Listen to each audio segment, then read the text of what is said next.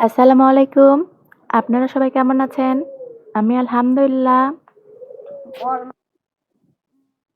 আজকে বানাবো ফুলকো ফুলকো তেলে ভাজা পিঠা।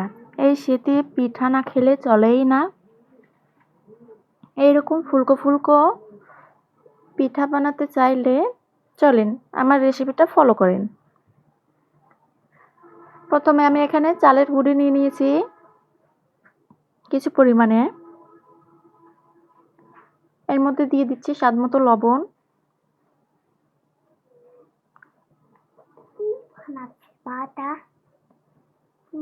এখন এর মধ্যে কুসুম গরম পানি আস্তে আস্তে দিয়ে ভালোভাবে মথে নিব। ভালোভাবে মেখে নিতে হবে। আপনারা চাইলে হাত দিয়ে মাখতে পারেন।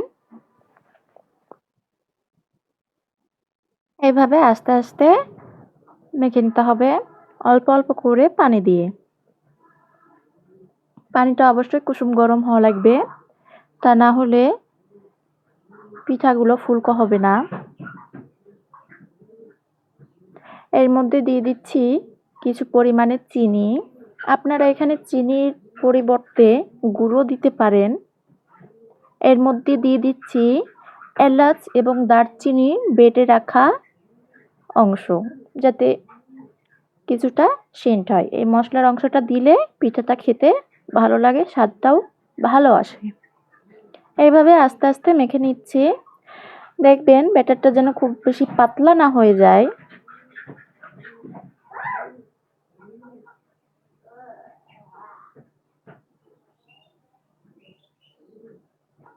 আবার খুব বেশি ঘনও যেন না হয়ে যায়। এইরকম মিডিয়াম রাখবেন। এখন ওই অংশটা 10 মিনিটের জন্য রেস্টে রেখে দিয়েছি। 10 মিনিট পরে চুলাতে কড়াই বসিয়ে দিয়ে কড়াইটা কিছুক্ষণ তাতিয়ে নিচ্ছি তাপে। এর মধ্যে এখন দিয়ে দিচ্ছি সয়াবিন তেল। যেহেতু পিঠা বানাচ্ছি তাই সয়াবিন তেলের পরিমাণটা বেশি দিতে হবে।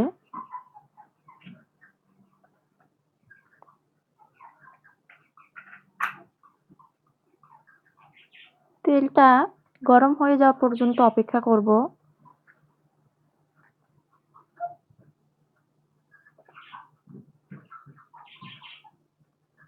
প্রথমে হাই হিটে তেলটাকে গরম করে নিচ্ছি।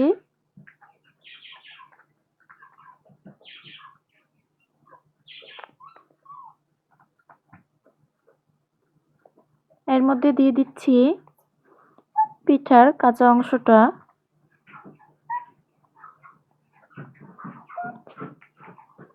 এখন চুলার আঁচটা কমিয়ে দিতে হবে, না হলে পিঠাটা পুড়ে যাবে এবং ভিতরটা কাঁচা হয়ে থাকবে। তাই চুলার আঁচটা কমিয়ে দিচ্ছি।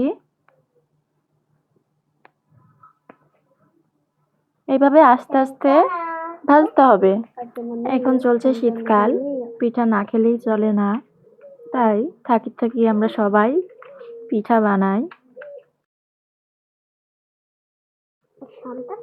পিঠা বানাই, অন্যের সাথে শেয়ার করি। ভালো লাগলে অবশ্যই অন্যের ভিডিও লাইক আর কমেন্ট করে পাশে থাকি। আপনারাও পাশে থাকবেন।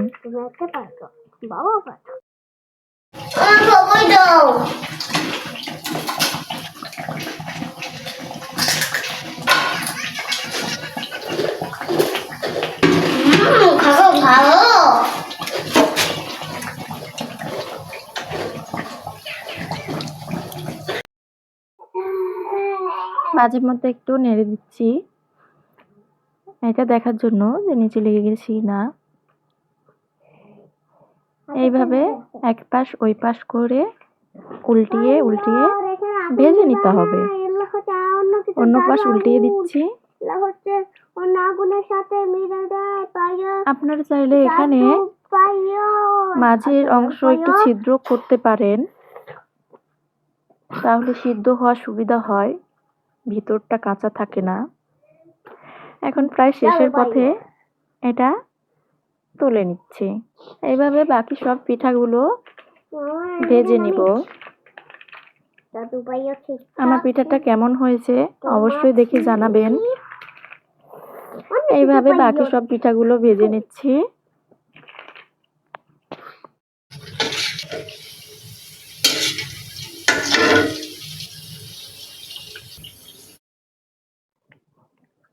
বেশ, পিঠাগুলো আমার ভাজা হয়ে গেছে। এই পিঠা আমাদের গ্রামের ভাষায়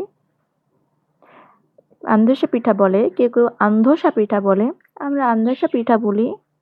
আপনারা কি বললেন অবশ্যই জানাবেন। আমার ভিডিওটা ভালো লাগলে অবশ্যই লাইক, কমেন্ট, শেয়ার করে পাশে থাকবেন। চ্যানেলটা সাবস্ক্রাইব করে দিবেন।